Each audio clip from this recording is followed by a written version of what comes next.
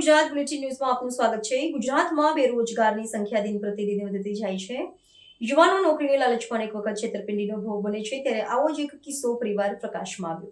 અમરેલી કોર્ટના જજ બુખારી સાહેબના પીએ હોવાની ખોટી ઓળખ આપી નોકરીના બહાને જેતપુરના ખજૂરી ગુંદાળા ગામે રહેતા નિકુંજભાઈ બુટાણીને કોર્ટમાં ડ્રાઈવરની નોકરી આપવાના બહાને 2 લાખની છેતરપિંડી કરી પોલીસને આરોપીને ઝડપી પાડી એસપી જયવીર ગઢવીએ આપી પ્રતિક્રિયા। કોણ છે જજ સાહેબનો નકલી પીઆઈ?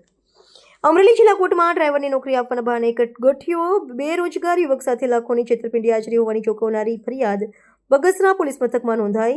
બગસરા તાલુકાના માવજીંજવા ગામે પ્રકાશ ઉર્ફે બાબુભાઈ રોજીભાઈ દાપડા નામના શખ્સે પોતે અમરેલી ડિસ્ટ્રિક્ટ જજ બુખારી સાહેબનો પીએ હોવાની ખોટી ઓળખ આપી એક બેરોજગાર યુવક પાસેથી 2,13,000 પડાવી લીધાનું સામે આવ્યું।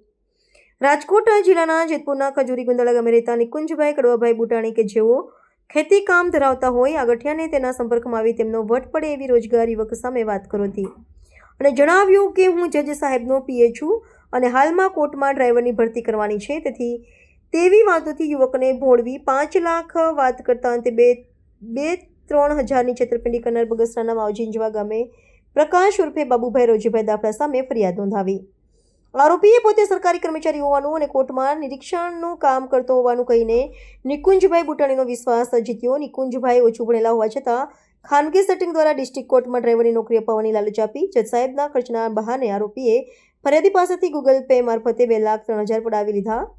ફરિયાદી નિકુંજભાઈ બુટાણીને અમરેલી ડિસ્ટ્રિક્ટ કોર્ટનો ડિજિટલ સાઇનવાળો બોગસ નિમણૂક પત્ર પણ આપ્યો।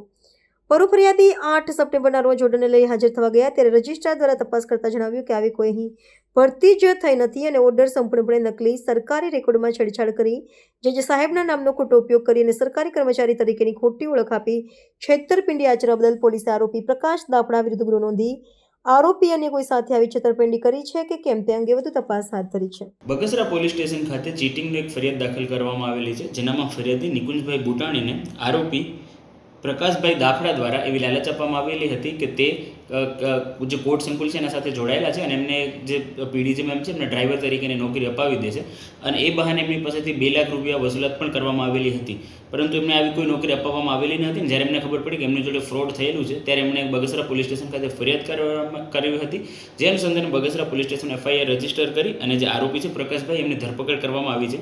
આગળ જે આજે કેસના રિલેટેડ જેટલા પણ ડોક્યુમેન્ટરી એવિડન્સ છે એ બધાને કલેક્ટ કરવાની કાર્યવાહી હાલમાં ચાલુ છે।